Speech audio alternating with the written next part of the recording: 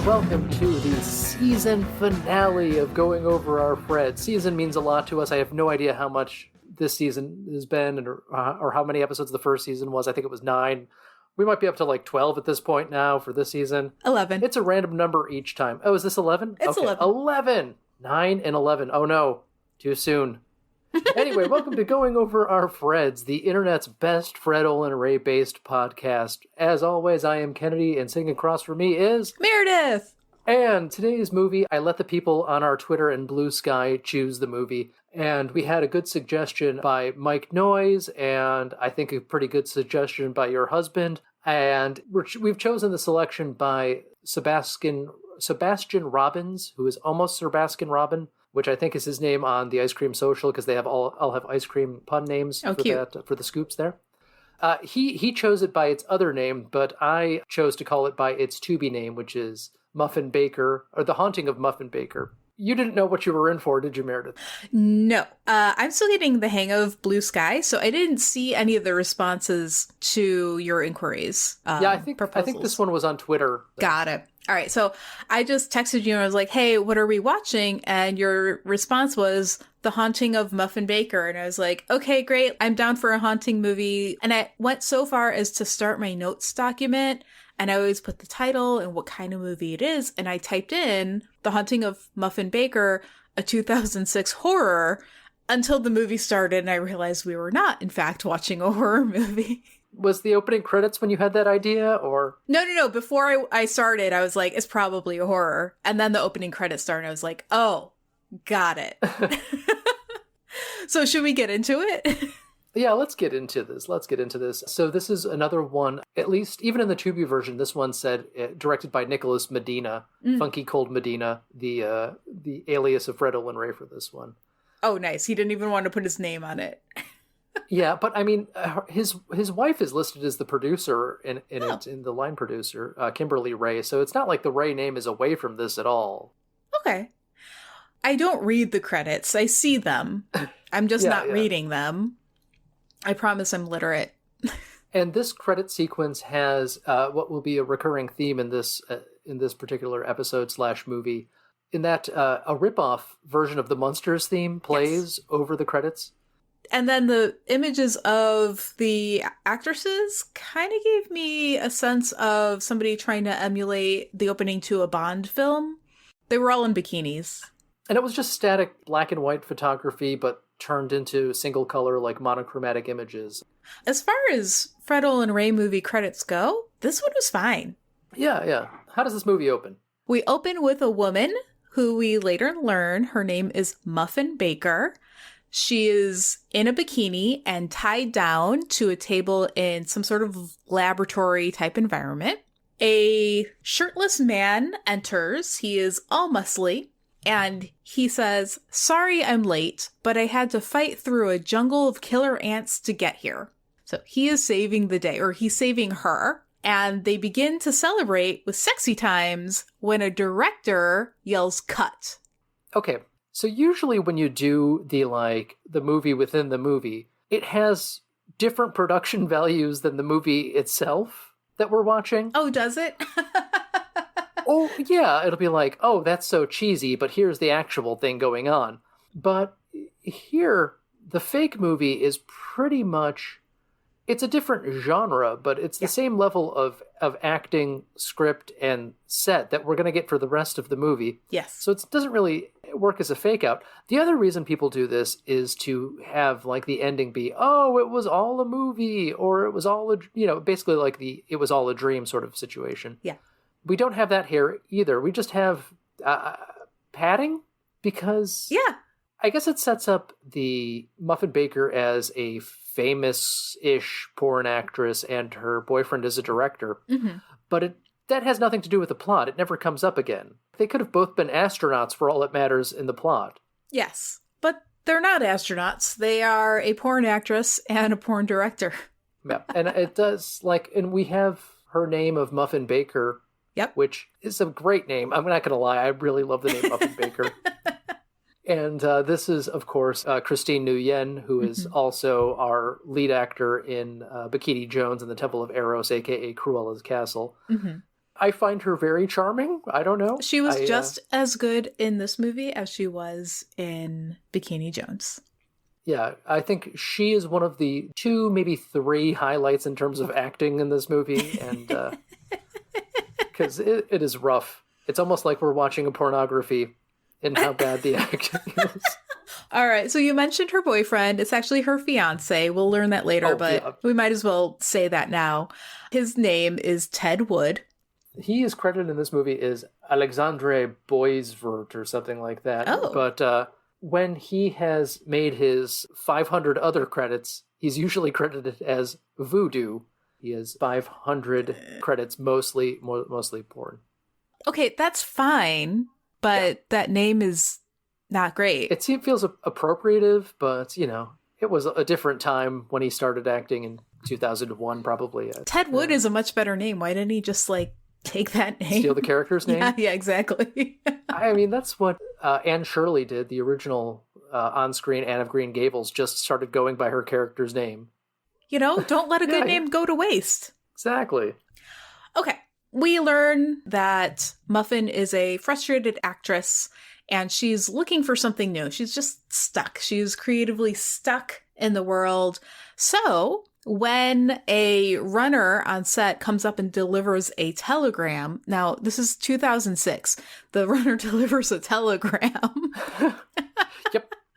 I remember when Western Union stopped making telegrams, when the last telegram was sent, and it had to have been around that time. I just didn't look it up.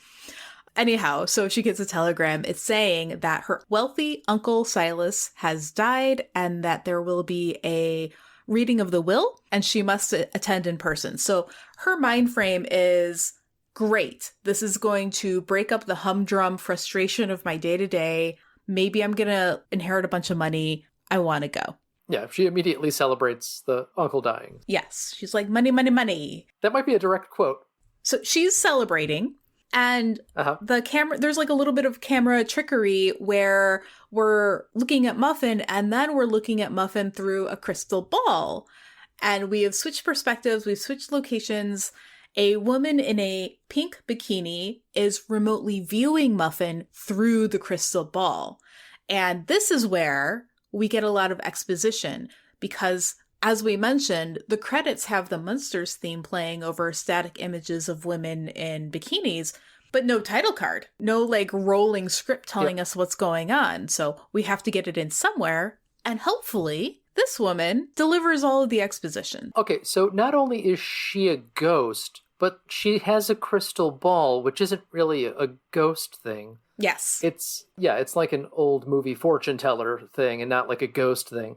So this movie is known as The Haunting of Muffin Baker, but it's also known as The Ghost in the Teeny Bikini. Do you remember our ghost's terrifying name? Tabitha.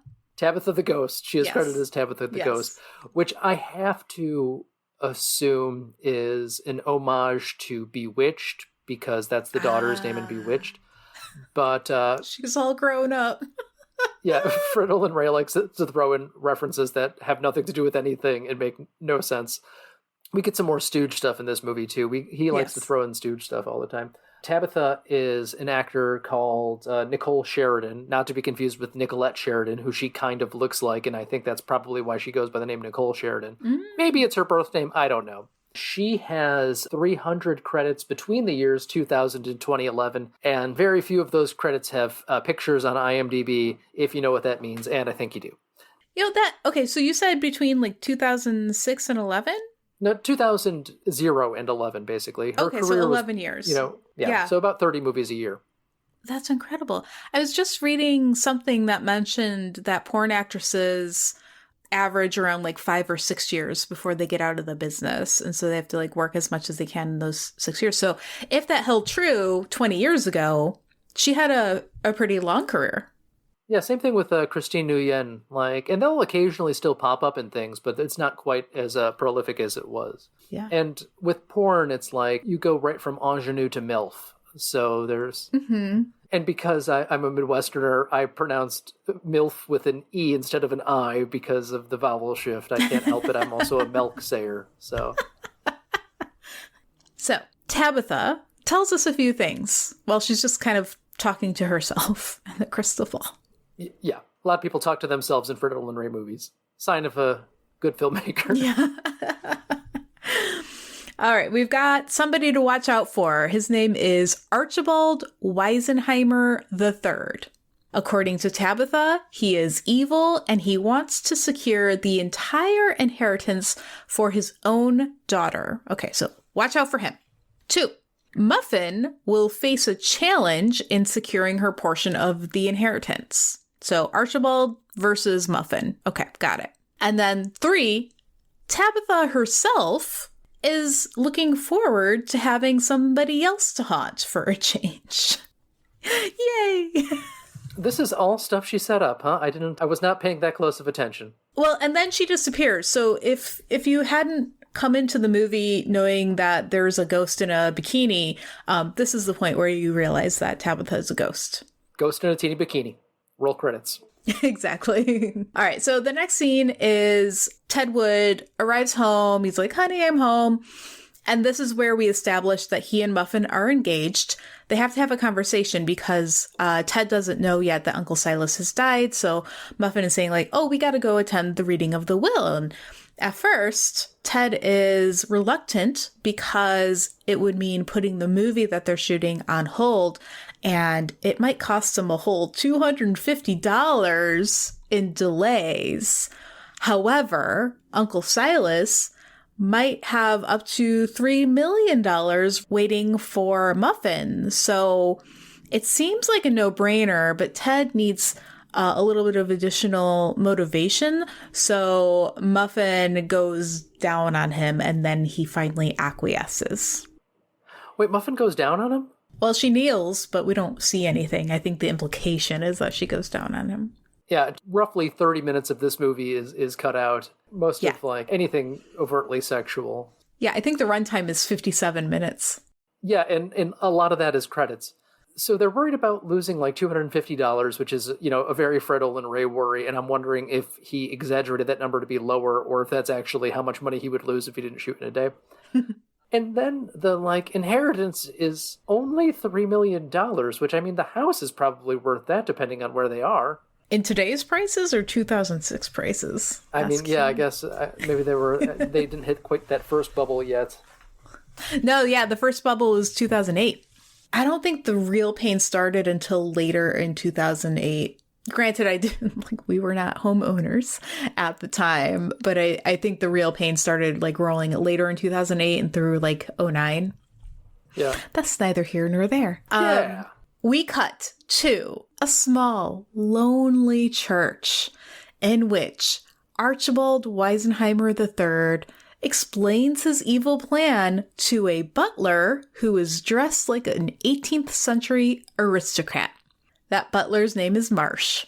So the butler is probably the biggest star in the movie in as much as these things have stars. That's an actor named Evan Stone, who I believe on his IMDb page credits himself as the third most famous male porn star after, Ron Jeremy and one of the other guys.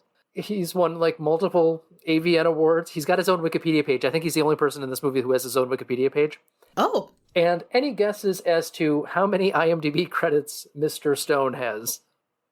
Well, if he's the third most famous porn actor, and you've already given some pretty impressive statistics for non-famous comparatively, not the third famous, I don't know, I want to say upwards of 600? He has around 1,400 IMDb credits. Wow. Okay. He's a busy guy. I guess porn is not as taxing or not taxing in the same way. It's taxing in a different way, but you generally don't have a 3-month-long shoot on a pornography film. You're not making Lord of the Rings where you have to move to New Zealand for a couple of years. So.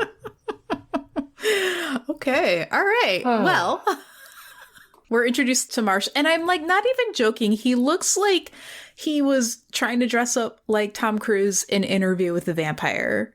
He's completely out of place in this movie, costume-wise. Everybody is out of place. Everybody in this movie got their costume from a different Halloween store. And they didn't consult with each other ahead of time. I hope that was genuinely, literally the case, because that makes it so much better. Yes. Archibald is explaining his plan to Marsh. The plan is kind of along these lines. Muffin needs to attend the reading of the will in person. If she does not, the terms of the will are null and void. So Muffin must attend, otherwise Archibald doesn't get his share of the inheritance, and he's pretty sure that he's also been included. The challenge here is that nobody knows where the money is. So Archibald was Uncle Silas's attorney and does not know where Silas's money is. We're not even going to dive deeply into that. That's a huge problem, but okay, that's just what it is. The lawyer that wrote the will has all these stipulations in the will that he's trying to get around. It's so... The movie has to happen. That's the reason, right? Okay. Okay, yeah. But we're all distracted by the porn stars in the vicinity. So the challenge is nobody knows where Silas put the money, and that secret will only be revealed when the family has gathered together. Then the plan is, after Muffin has attended the reading and that the money is revealed, Archibald will kill Muffin and secure all the money for himself and his daughter. And they will live happily ever evilly. I'm glad they followed the law, but only when it comes to the inheritance. Yeah. Okay.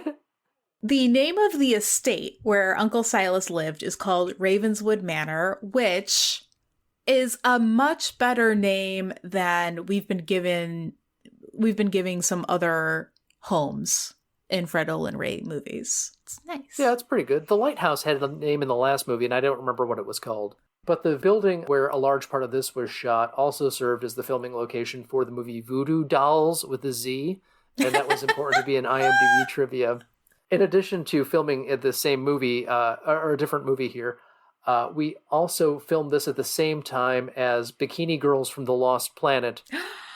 Yeah, so it was a lot going on at the same time. So that's probably why some of these tiny continuity errors or, character motivations don't make any sense here. Got it. It's just very busy folks. Busy and not the worst I've seen.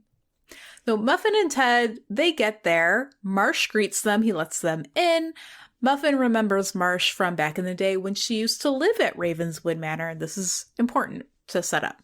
Ted then asks Marsh how he came to work at Ravenswood Manor. He's trying to just be friendly and get to know the guy.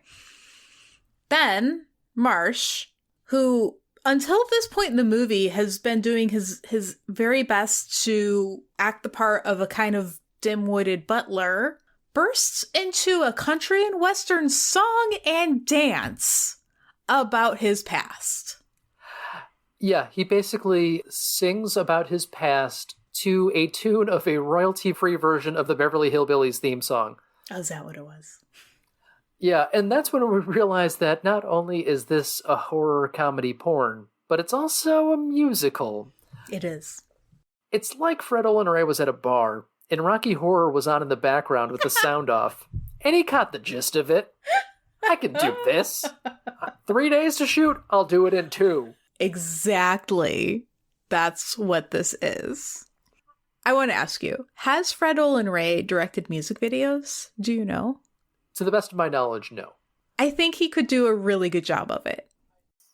He has directed wrestling tapes, and they might have musical parts in there. Mm-hmm. So I know he's done a lot with wrestling under a different pseudonym. I don't remember. He mostly does referee stuff, I think. The way that Marsh was shot with this song, all you need is a good-looking person lip-syncing to something that you can, nod your head to. This is what that was, and it was really shot pretty well. His performance was dynamic, too. I mean, it was Russell Crowe dynamic, okay? That's what we're looking for here. It was fun to watch. So, yes. Points for that. Points. Okay. Points. All right. So, aside from coming out of nowhere... and this is it was fine. 20 minutes into the movie. Yeah. We've done all sorts of setup. There's no hints that there's going to be any songs. Exactly. And there aren't really that many songs. There are 3, I think. Something like that. Yeah, totally. Yeah. Okay, so Archibald descends the staircase, greets Muffin and Ted, and this is where we learn how Uncle Silas died. Archibald says he was cleaning his knife and it went off. So, okay, it's a joke. It doesn't land, but I could tell that the actor playing Archibald was really doing his best to act like Gene Wilder in a lot of Gene Wilder movies, but mostly Charlie and the Chocolate Factory. I would be thinking Young Frankenstein, but I gotcha. Everyone in this movie is trying something, but it doesn't. Nothing really quite works. Like the fiance, his character is that he's dumb, but he doesn't really have like a dumb lane. He just kind of says dumb things, and it never quite works right, you know? Yeah, but they are trying. And to this movie's credit, it's funnier than movies that Fred Olen Ray has tried to do under the guise of family comedy, shall we say. Yes, fucking A. 100%. All right. Next, we meet Archibald's daughter. Who's the same age as him. Yes. He was not the right actor to play this character, but he was really doing his best. He just had kind of like a Hitler mustache, and it was a man in his like young 30s when he ought to have been a man in his 60s. That's not his fault that he was too young. Let's all be too young forever. Love that. Okay. His daughter's name is Eveline. Okay, I recognize her. Yes. She was in Bikini Jones as the like helper, right? Yeah, she was the one who was pretending to be somebody else and then turned out to be working for Cruella all along. Yes. Yeah, that's our good friend Rebecca Love. Yay, I recognized her. Her breast size helped with the recognition. she's got giant cans and red hair. So like very like I don't know, size E cup maybe? F? They're circus boobies. I think it's just incredibly large, yes. Yeah. All right, she's dressed in a red bustier for almost the entire film, and on her entrance, she's at like the top of a staircase, and when she descends, she is like exaggeratingly bouncing her breasts. It was genuinely funny, and she intended it to be funny, and it landed. I just want to say that was well done. I think she's pretty funny in this. Yeah, she's one of the better parts of this movie. We also meet shortly after this a woman named Fuchsia. She is the housekeeper. She is dressed like a sexy maid. Yeah. I mean, that's again Rocky Horror right there. Yes, that's because it's exactly instead of magenta, she's fuchsia, and that is an actor known as Michelle Lay, who is another porn actress. And one of her like IMDb known for her credits, her name is Michelle Lay, mind you, is something called Lay's Anatomy. So it works on so many levels. All right. She's immediately very interested in Ted. She does some light groping, but it doesn't really go anywhere at this point in the movie. Next, Fuchsia is dispatched to prepare the guest room for Ted and Muffin because they're going to stay overnight. And Marsh brings in Ted and Muffin's luggage. So they're both in the guest bedroom. And when they're alone, Marsh proposes that he and Fuchsia form an alliance. And why am I over-explaining this? It's because when he said we should form an alliance or something to that effect, I thought we're going to get an interesting new subplot. I was like, all ready for it. I had a whole paragraph prepared. Their subplot. They forgot. They forgot about that. Not only did, at the point where Fuchsia started planning, she's like, all right, let's get our eggs in order. Like, we're going to do blah, blah, blah. Marsh gets up close to her, grabs her breasts, and says, I can't think when I'm like this. And Fuchsia's like, okay, fine, but make it quick, right? Because that's the trope, is men can think more clearly after sex. But we don't get a clear thought after sex planning scene. We don't get anything other than Tabitha spying on Fuchsia and Marsh fucking via her crystal ball. Yes, exactly. Then we learn a little something new about Tabitha. She's jealous. She is trying to find out how she, a ghost, can, and I quote, get in on some of that action. We're going there. All right. Yeah, so really we set up a subplot that we abandoned just to jump into a sex scene. Mm-hmm. But that's the whole point of the thing, except on the Tubi version where the sex scenes are cut out. Yeah, exactly. I wonder if Tubi has a time limit on how long you can show breasts. Because I know there's a swear limit. If you have like an R-rated movie, you can only say fuck like however many times and things Well, like not that. if it's R-rated. If it's PG-13, I think you Oh, get sure. one to three fucks. I think they're more lenient with it now. And you have to use them judiciously. But that makes me wonder if Tubi has a time limit, like you can only show breasts for this amount of time. Because we do see some nudity, just not a lot. Yeah, I don't know. Some of this stuff, I want to say, is also released by Full Moon on Amazon. Yeah. And I feel like these might just be teasers, so people pay the $5 to join fullmoon.com and get the Amazon version. Like, you just release the soft R version of this as a loss leader. I don't know. Okay. That's totally fair. I would agree with that business decision. Now, I was also say I've been a little distracted because I was trying to find information about Evan Stone Marsh, the third most famous porn star male category. He announced he was running for Congress in June of 2023, and it says he has yet to determine whether he is a libertarian or Republican. And I can't find out if this race happened, if he did announce, if he just like said it and then never did anything with it. Any guesses as to which state this porn star would run for Congress in? And it's not Florida. California? Nope, close. Nevada? Nevada, Oh, yeah. nice. That's where they hold the AVN, so it just makes sense. Are Republicans pro-porn? Libertarians for sure, but Republicans? Yeah, but Republicans not so much. I mean, not overtly, just, when the doors are closed. Right. Which would make it very difficult for him to run as a Republican and get the votes. Yeah. So... But in Nevada, all bets are off. Okay. That's fine. Yeah. I mean, like, running as a libertarian is a no-brainer to me, but I'm not running, so perhaps there are many things that I do not know about it. A lot of ins, a lot of outs, a lot of what have you. A lot of rubbers.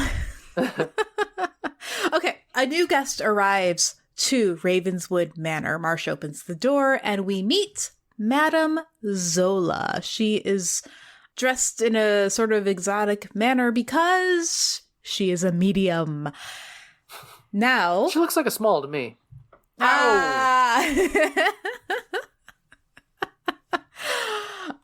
Actually, so her outfit, she's dressed kind of like, I don't know, free love hippie, tarot reading, psychic kind of person. Yeah. This and Muffin Baker's outfit for the, next day are just so incredibly mid-2000s. Everything else is just kind of like, okay, Marsh is in some bizarre costume. Bustiers are bustiers. They do not change. And then Ted Wood is in jeans and a button down, so kind of timeless for the past 20 to 30 years. Madame Zola is just perfect for a time capsule of trendy outfits. It's beautiful. This is a 2006 movie, in case you didn't know. So it's just gorgeous. It's just, had I had that figure in 2006, that is what I would have been wearing. 100%. This movie was shot in 2006 and premiered a couple of days later in 2006. So yes, direct to Cinemax. I know you're shocked, but this was a direct to Cinemax movie. So Madame Zola is there to conduct a seance, which is stipulated in the will. They have to do a seance. Great, awesome, perfect. The group sits around a table and they hold hands. Well, most of the group, Marsh and Fuchsia, are off to the side, but they're in the room. And the seance begins. The medium calls out for Silas, but instead Tabitha arrives and she's got her wisecracking jokes. When the medium asks for a sign that somebody is in the room with them, Tabitha goes under the table and starts in on Archibald. Archibald is getting a ghost BJ. This is probably one of the two best movies I've seen with a ghost BJ. So, I mean, Archibald is no Dan Aykroyd is all I'm saying, okay? It's so bad. Okay. So they pause the seance and the medium pulls Marsh aside, ostensibly to ask for more information about the house and the ghost, because she is determined Silas is not around, but somebody else is, but she doesn't know who that somebody else is. She breaks into song. The song is "This House is Haunted." Now we veer into music video territory again because Fred Olen Ray has elected to cut Madame Zola singing with scenes from the movie Nosferatu. Oh, right. I wrote down what songs these songs were ripping off, but I could not remember the context of this song. Yeah. I spent a lot of this movie on my phone. But yeah, we definitely had a large section of public domain, completely unrelated, public domain film, Nosferatu, silent. And Madame Zola was the one singing? Yeah. Okay. And she was singing what was a shameless ripoff of Beauty School Dropout from Greece. Am I mistaken here? I didn't recognize it. This house is haunted. Da da da da da da da da. This house is haunted. That's close enough. It's about as far away from Beauty School Dropout as I am trying to sing Beauty School Dropout and being tone deaf. Yeah. So anyway, the medium is played by an actor named Siren. I'm sure that's her real name, Syren. And if you look at her IMDb page, it is not as impressive as Evan Stone's. She mostly just made some movies that are pretty much exactly like this. She might have been in like Bikini Royale and other kind of Fred Olen Ray softcore Cinemax stuff. So love it. Love this so much. She did a good job. I don't remember her at all, so I'm going to say yes, she did a great job. She did what she was there to do. You just coveted her outfit. She had a good outfit. I don't know if the actors were singing or if it was dubbed over, but she did a really good lip sync. And if it was her singing, that was also really good. Marsh explains who the ghost is. So this is where we learn that Tabitha was Silas's mistress and that her favorite outfit was a teeny bikini. Love this. Love this. Roll credits again. Exactly. And furthermore, we learn that Tabitha died young from a chest cold. This movie predicted COVID. It truly did. Now, the legend is that she's a horny ghost seeking to fulfill her earthly desires. The implication is because she was dating Silas, who is an elderly man, that she's still a virgin. Even though this ghost is clearly a woman in her late 20s or maybe early 30s. But anyhow, no big deal. Tabitha is going to seize the opportunity that is presented before her in this moment to possess Madame Zola's body. This is possible, but we, the audience, didn't know that before just this second. So Tabitha's in, and she is like, wow, Marsh, let's have sex right the fuck now, because I'm only going to be in the medium's body for a few minutes. Cut to black. I'm sure it cuts to black in all versions of this movie. Probably. I mean, it's a kid-friendly movie, right? Anyhow. Yeah. Meanwhile, Ted and Muffin are having a conversation. They are very unnerved by the haunting. And Muffin is so unnerved that she turns Ted down sexually and she retires for the night. So Ted's a little frustrated. He picks up a book. He's like, I'm going to try and read. Oh, I can't read. I can't focus. And Muffin goes to their bedroom and she hangs out on the bed. She's like trying to get to sleep. So meanwhile, Eveline is making some tea for her father, and he's still shivering and like kind of unsteady from his experience with Tabitha during the seance. He's like, blah. Yeah. So she's trying to take care of him in a non-creepy way. Well, and her dad, Archibald Weisenheimer, the very, very good name. Yes. Still doesn't believe in ghosts, even though he's been sexually assaulted, dare I say raped by a ghost. So yeah, he spends the rest of the movie not believing in ghosts. No, it's a sign, it's a unique feature in some human beings to change your mind when presented with evidence that contradicts your prior held beliefs. Archibald does not have this feature. Ah. Yes. It's really a commentary. Yeah. It's absolutely 100%. We're tying it back to Marsh's actor name, Evan Stone. Evan Stone. All right. Okay. So they're going to hatch their plan. So Archibald regains his nerves. He calms down, and then he and Eveline hatch their plan. And their plan begins by drugging a glass of wine. And wouldn't you know it, this glass of wine is rosé that has evidently been poured from a red wine bottle. Isn't that crazy? Does that remind you of something we just watched? Are we having a callback to Deadly Shores? Is that what you're talking about here? Absolutely having a callback. It is not the super bright pink, but it is way too light to be a glass of red wine, but definitely coming out of a green red wine bottle.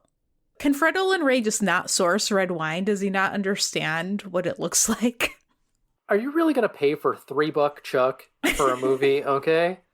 You are going to get that pink Mountain Dew, the code red, and put it in the wine bottle. Then you're going to lap up anything that spills, because that stuff costs $1.99 plus deposit. Eveline drugs the glass of wine. She pours a powder in it. She brings the drugged glass of wine to Ted. So Ted's bored, and he is more than happy to start talking to Eveline.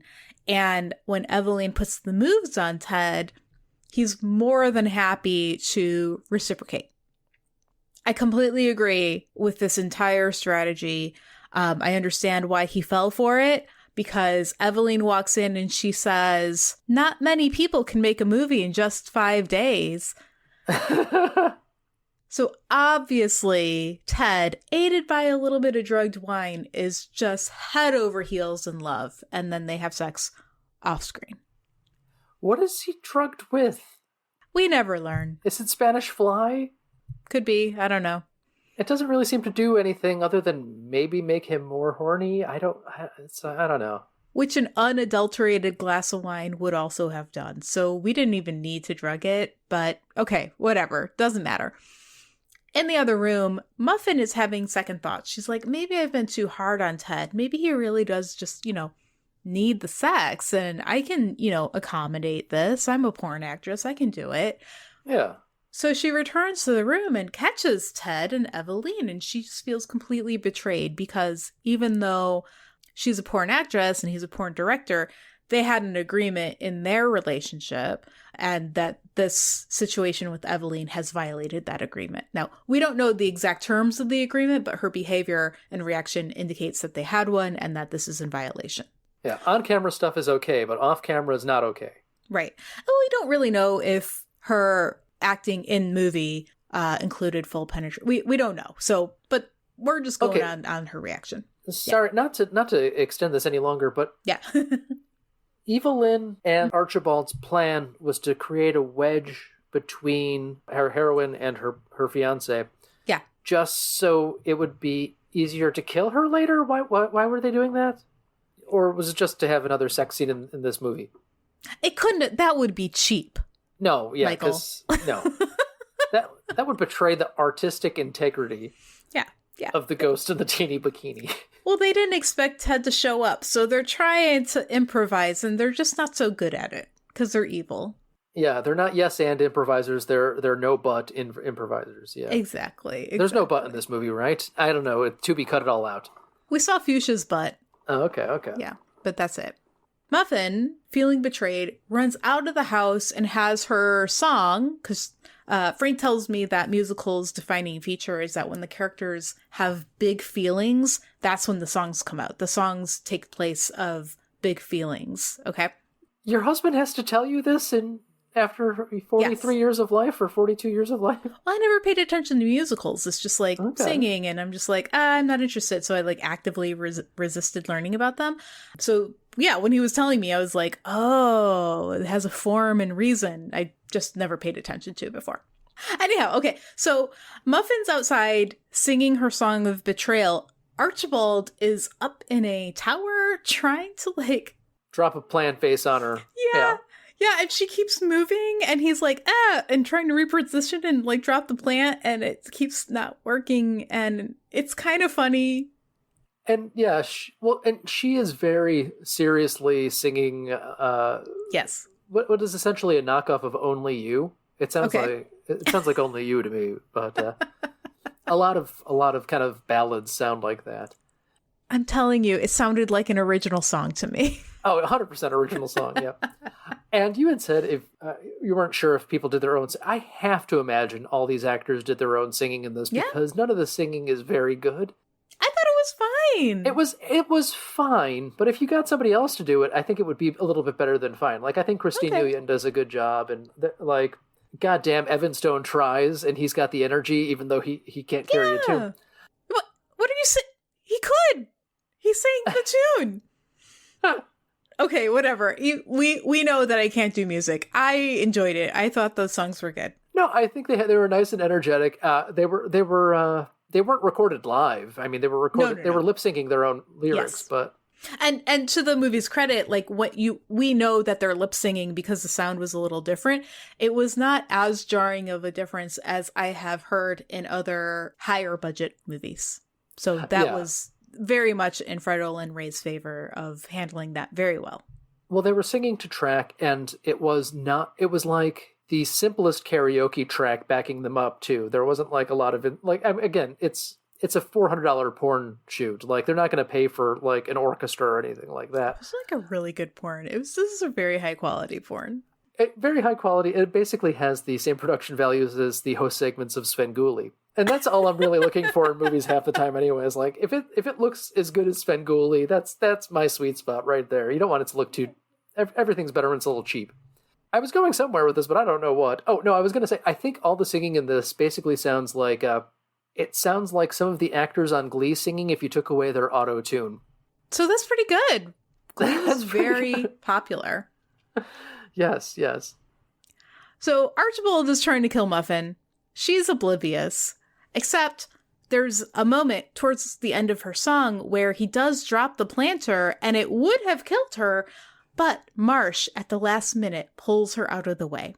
She realizes that Archibald is now trying to kill her and that Marsh is an ally. And I seriously thought that this is where we would pick up on that Marsh Fuchsia subplot. Does Fuchsia show up in the movie again? I think she's done, right? I think she's done, yeah. She had her sex scene. She peaced out. She's out. There's a brief moment where Muffin continues to be oblivious and Marsh kind of goes in for a kiss and Ted comes in and he's like, but you're betraying me now too. And Muffin's like, what are you talking about? Because she didn't see Marsh going in for the kiss. Whatever. That doesn't matter. It was not as well handled as some of the other comedic moments in the movie. The next day.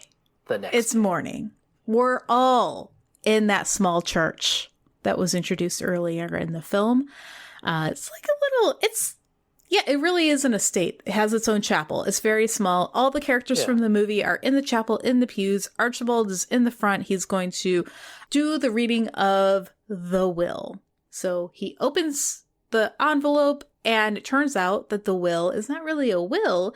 It's a treasure hunt. The terms are something along the lines that if you successfully complete the treasure hunt, you will find a container, like a box, and that container contains property deeds and a bank book. One would think his lawyer would know what was in the will. You would think that, yes. And he already knew that the reading of the will had to have her there in order for the stuff to be... What was that? Was that not the will? Maybe it was a pre-will? I don't know. It was the pre-will, yeah. Yeah. Archibald proposes that they all band together to find the treasure. Muffin, who is still salty about last night, says she'll think about it because she's not really sure she wants to share any treasure with these assholes who are trying to kill her. And so, that's maybe the right move. I would go further and say that the right move, the absolutely correct move would have been to hop in the car and leave last night shortly after her murder attempt, but that's just me. This is when she decides to sleep on it, right? Yeah, she heads back to her room. She's alone. She's still fighting with Ted. Sitting on her bed, she's like, oh, life sucks. Everything sucks. The ghost Tabitha is sitting next to her and makes a couple of suggestions. And she suggests She Jedi mind tricks her. Yeah, exactly. So she's like, why don't you take a nap? And then she's like, yeah, I'll take a nap. This sets us up for Tabitha being able to inhabit the dreams of others. So when Muffin takes a For this nap... scene. For this scene. Well, it's not like anybody else is sleeping, right? So it might be. Anyway, so Muffin takes a nap. Tabitha's in there. Tabitha's like, hey, this is just a dream. Wanna fuck? And so they're like, fucking. But it's off screen. Well, it's on screen. It's just not on our screens because it's on the floor. It's on the cutting room floor. 57-minute version of a porn. When Muffin wakes up, she finds a note tucked into her bra. And this is the first clue to the treasure hunt, which is great. And she wakes up in a great mood because that dream must have been awesome. Mm-hmm, mm-hmm. She dreamed like 3 or 4 times. So she reads... And after the dream, the ghost wrote a note with her ghost pen and ghost paper. Something like that, yeah. I don't know. Okay, sure. It was all off screen. It was off screen. There's a perfectly reasonable explanation, but it all happened when they were naked, so we didn't get to see that explanation. That's fine. That's why she had to have the note, because in the dream she perfectly explained these clues, but for our sake, there was also a piece of paper and with clues on it. Yes. So she reads the first clue and she starts on her treasure hunt. She finds a secret room. She follows more clues. Yeah, also the secret room is kind of cool because it's like a hidden bookshelf and it's very Scooby-Doo-ish. She finds the container. It's like a pirate treasure chest. The key is hidden in Uncle Silas's cremains.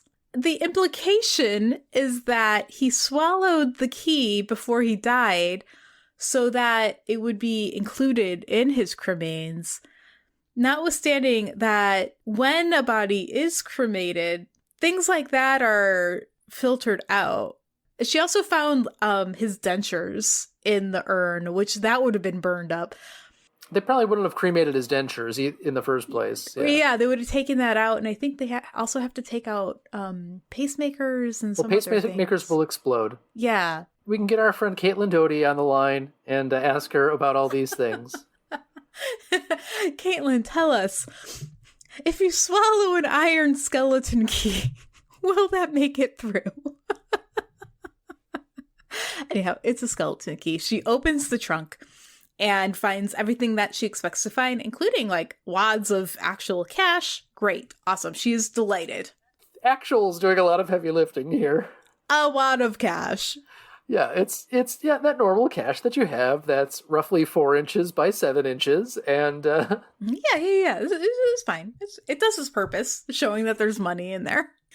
She did not put the cash in her mouth, like I had a big problem with in Bikini Drive-In, where they're putting money in their mouth. Oh, yeah.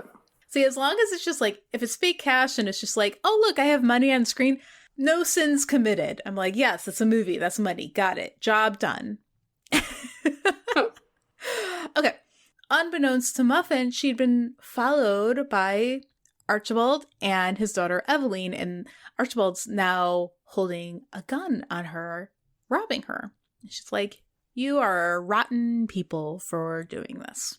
Tabitha, the ghost, has also been following the entire action, apparently seeking opportunities to possess people and inhabit their dreams and get her rocks off. She is now able to manifest in a visible form and also to be heard by people. She goes, woo, and walks up the center aisle of the church in her pink bikini, which terrifies Archibald. He falls to his knees and begs for his life and confesses to killing Silas out of nowhere. I mean, this movie would have been fine if Uncle Silas had died of old age, but or no, a chest cold. Or a chest cold, exactly. Yeah, and Evelyn or whatever they call her just runs out at that point, right? Yeah, she runs out the back. But to no avail, because Ted and Marsh come back in through that same door that Evelyn ran out of with a constable. With a bobby. Why? Are we in England? This is the first time hearing of it. Apparently, twist ending. This movie takes place in England. Yeah. And the dude that played the CIA crossdresser in Bikini Jones puts on a British accent and has the full, like, Bobby Keystone Cop style outfit. Yeah. And he's like, "What's all this then? I don't quote." Yep. What the fuck? It's truly an international movie. What? But we were filming a porn. But nobody was British, and now the cops are. Yep. Mm-hmm. But how? Well, that's the magic of movies. It's the magic of movies. It's Yes. It's a real melting pot, Truly. So essentially, the constable arrests both Archibald and Eveline. They caught her out back. Ted and Muffin reunite and reconcile, and we have a happy ending. Yeah, that's kind of it, huh? Yeah. Yep. Yeah. Yep. Mm-hmm. So it's weird enough that we're watching a porn without the porn because Tubi. I do enjoy the host segment aesthetics of all these movies. It's like we're like one Crow T robot away from a good time, I think. And then we're watching a musical with 3 songs in it. Yeah. What are we doing? What's happening here? It was genuinely funny. It did have some funny moments, yeah. I did not think that there were funny porns. I thought it was like what you were getting was just varying positions and partners and things that look like stuff you would never try in a million years because you don't want a prolapse later in life. But this one was funny, and I liked it. Yeah, no, it's this was a whole Cinemax thing. We would like sometimes just turn on TV being up at like 2:00 in the morning. Yeah. And Cinemax would be showing something, and it would, invariably like take place in a hotel, and there'd be one guy in fatigues for some reason, and one woman with giant boobs dressed up also in a tank top like an army person, but there'd also be like cartoon sound effects the entire time. It's a whole thing. What would you rate this movie on sense making? Oh God, 3. Solid 3. 3. That's pretty low. I think that's pretty fair. Okay. All right. Yeah, we did lose that subplot. We have a lawyer who doesn't do any law. We have a porn star and a porn director who don't do any of that. Yep. We've got a ghost who uses a crystal ball and who can possess people once. And we have like a dream. Oh, I can talk to you in your dreams once. A new power for every sex scene. Yeah. It's got a similar screen vibe as Morbius. In that, we don't pay attention to the scene that happened before this, just the scene that's happening now. It's just vibes. Quality and production value. Oh, God. Okay. So I like the aesthetic. I think, the estate was pretty small, but it was charming. I enjoyed that everyone's costume came from a different movie, especially Evan Stone's. Yes. I'm going to say a solid 5 because, like, what are you expecting out of a softcore Cinemax movie anyway? Like, but that was fine. It was fine. Everything is fine in this movie. It really was. That house was cool. They showed up at that church. That church was cool. Okay. Effort. Were these actors trying? Yes. You are a porn star. You don't have to sing. What are you doing? True. You don't have to do that. So you get credit. 7. You get credit, people. Yeah. I think Voodoo was bad, and I think Archibald was bad, but everybody else was passable. Everybody else was doing fine, Yeah. I might for the TikTok reel just go get Evan Stone's little blip because that was fun. That was entertaining. Love it. Yeah. Okay, entertainment value. Gosh, I enjoyed this movie more in theory, and I enjoyed this movie a lot in the sense that you didn't realize what you were getting into. Yeah. And then I assume you were especially thrown off when there was a musical number. Yes. So I'm going to give it a 6, even though I think I spent a lot of this movie on my phone. I was just like, fuck, whatever, man. I don't need to pay attention to this. This is not going to matter. And true. my prognosis came true. It did not matter. That is true. What do you have to say to Sebastian now that we have watched his recommended movie? I am pro Sebastian, We need all of our downloads from the land down under. We've got some downloads in Australia, some in New Zealand, and for some reason in Germany. I don't know who that is, but I do have one other note that I didn't get to. So this screenplay was credited to Fred Olen Ray, and then there were additional dialogue with like 3 credits in there. And 2 of the guys work as a writer-director team on such films as Ouija Shark, Jurassic Shark, and Raiders of the Lost Shark. And just looking quickly on IMDb at their known for 4 movies, they seem to average about 1.7 out of 10 stars on IMDb. Are people just anti-shark? It's showing an anti-shark bias because Raiders of the Lost Shark, that's automatic 3 stars. Yeah. And gotta look that one up. We can always throw in Sharkensaw Women's Prison Massacre too. That's a Jim Wynorski one. Because it takes a lot of guts to combine Arkansas with shark to make Sharkensaw. So, did that come up before Sharknado 3? I don't know. Okay, hold on. To the timeline. Yeah, because I'm pretty sure it was Sharknado 3 or 4 or 5 where the Sharknado was very far inland for no good reason. Well, okay, so Sharknado is now 10 years old or something like that. They just had a anniversary edition with hundreds of new special effects shots. Whoa. And because it's Sharknado, it was only released on DVD. Oh my God. There was not a Blu-ray version, there was not a 4K version. It's Sharknado. It's no, this is DVD. Wait. There was I was listening to a podcast earlier today and they said something about Blu-rays going away? I gotta look this up. So Sharknado was 2013, and Sharkensaw Women's Prison Massacre was 2015. So amazing. Sharktopus and Piranhaconda, I think they're all might have predated Sharknado.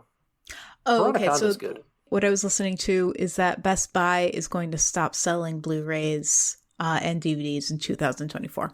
Yeah, It's pretty much just going to be. I think Walmart is the only place. I think Target has cut down a lot on their Blu-ray and DVD sales. You have to go to there's a few physical media stores around, but it's pretty much just Amazon and Bay Street Video in Toronto. It's tough out there. It's with the streaming, that was what the last strike was a lot about. You don't know how many people are watching it, and you don't make more money in royalties if more people watch it, which is what the fight was about. Right. And then you don't own the things. Right. So they can just be taken off at any time. That was just a big thing with, was it purchases through the Sony store? That people were losing all of these games that they had bought because, the license expired. So it's you thought you owned it, but you don't really. Exactly. So what are people paying for when they purchase, in quotes, the digital media? And this is why I have to own a copy of Samurai Cop and things. Yeah, we recently went through this with the series Moonlighting, where it was released on DVD a million years ago, and that was the only release, such that last year, if you wanted to watch Moonlighting, you had to keep an eye out for a random eBay listing and pay hundreds of dollars for the series on DVD because it wasn't on streaming. There were some music rights issues. That was a music rights issue one. But it's the same for, if none of the streaming providers deem that there is any profit to be had in releasing a specific movie or series, then you will not be able to watch that specific movie or series unless you have it on physical media.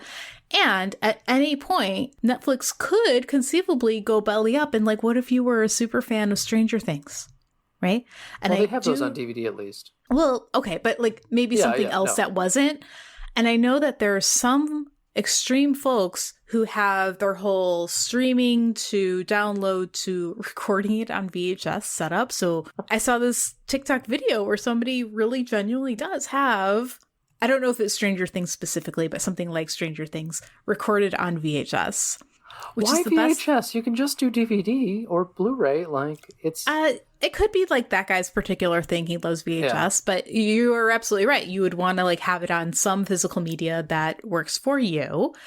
And that's it, right? Because at some point, a bunch of these companies are going to merge or go belly up, and their portfolio is going away, or a chunk of the portfolio is going away. You don't get to see what you want to see.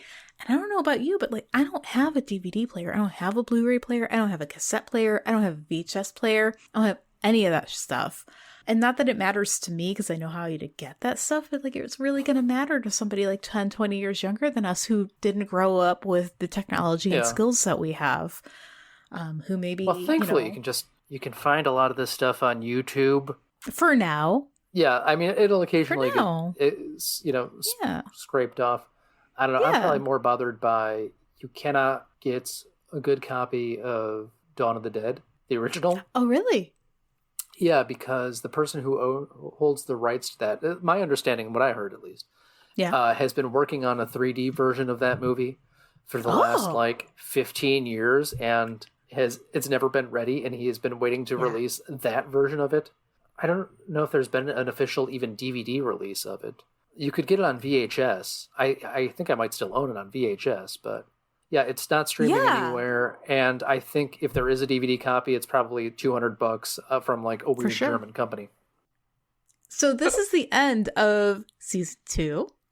This is the end of season 2, unless I get, 2 emails that we can read and make a recap or something like that. But other than that, we'll take a couple months off and then come back fresh and hearty and hale. I promise that we will only do 1 kids movie next year. Okay. I can never do more than 2 kids movies a year. It's tough, but somebody's got to do it. Somebody's got to do it. Somebody has to do it. If you send us a copy of The Kid with the X-Ray Eyes or Mom, Can I Keep Her, we'll do that because we need to watch one of the movies with Reese from Malcolm in the Middle in it. We are definitely not doing this to ourselves. We are being forced to by the military family of the Rays. Have guns trained on us right now.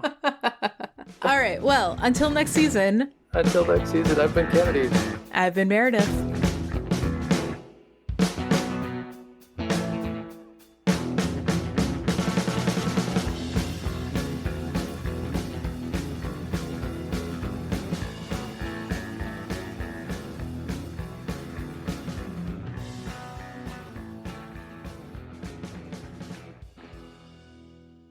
Listen, we all strive to be Kelly Clarkson, but none of us can be Kelly Clarkson. Okay? Oh, no. We can only try to live as close to Kelly Clarkson as we can in our hearts and in our minds. For if we fly too close to the Kelly Clarkson sun, the wax in our feathers will melt and we will plummet to the earth. No. But what doesn't kill us makes us stronger. Meredith, my life would suck without you. Stop that! Going Over Our Freds was created and produced by us, Michael Kennedy and Meredith Halsey. Our theme was composed and performed by Justin Nozick. Find more music for him at Bandcamp. Search for The Plague Physicians. Artwork by Michael Kennedy. Special thanks to everyone who helped make the season possible, including the friends and family who let us watch these movies instead of this year's Academy Award nominees. And thank you for listening. If you'd like to hear more from us, subscribe to Going Over Our Freds on your favorite podcast app. Follow us on Twitter at Goof Podcast, and find us on Instagram at Going Over Our Freds. This podcast is for entertainment purposes only. For questions, comments, and complaints, email us at goingoverourfreds@gmail.com. Thanks.